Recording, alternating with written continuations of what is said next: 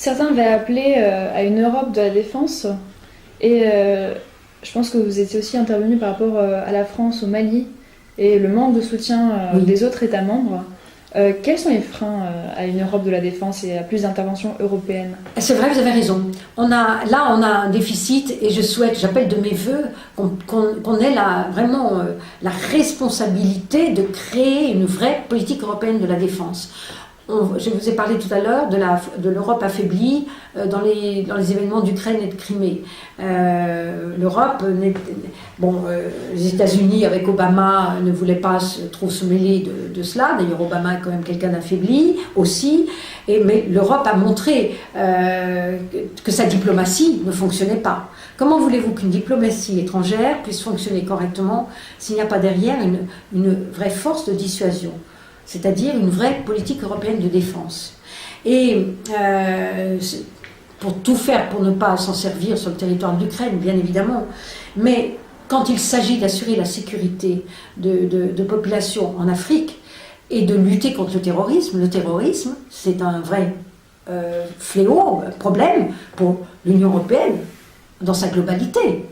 Et là, l'enjeu, il est commun. Il n'y a pas de raison que la France soit seule à assumer, même si, c'est vrai, l'histoire, les liens que nous avons avec certains de ces pays-là en Afrique expliquent que nous soyons les premiers à être là, parce qu'on a ces vrais liens. Mais néanmoins, il n'y a aucune raison qu'il n'y ait pas un soutien plus général. Alors, l'Allemagne est toujours réticente, c'est dû à son histoire. On comprend beaucoup de choses, vous savez, dans la politique européenne, en revoyant l'histoire depuis la Première Guerre mondiale et la Deuxième Guerre mondiale.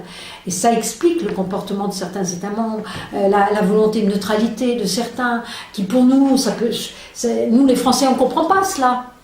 Mais oui, mais c'est l'histoire qui veut cela. Et la position allemande, toujours réticente, même si elle a des militaires, il y a des militaires allemands qui sont répartis dans différentes zones, mais néanmoins, c'est vrai qu'il y a des réticences. Aujourd'hui, il y a deux puissances, si on peut les appeler encore puissances militaires en Europe. C'est la Grande-Bretagne et la France. Bon, que les autres États membres ne veuillent pas devenir des puissances militaires, on ne leur demande pas cela. Ce qu'on leur demande, c'est d'accompagner, d'épauler, d'aider, de soutenir ces deux puissances militaires que sont la Grande-Bretagne et la France, quand elles ont besoin, d'assurer des missions de paix et de sécurité dans certains pays. Alors, regardez, on a envoyé 2 ou 3 avions pour rassurer les Polonais.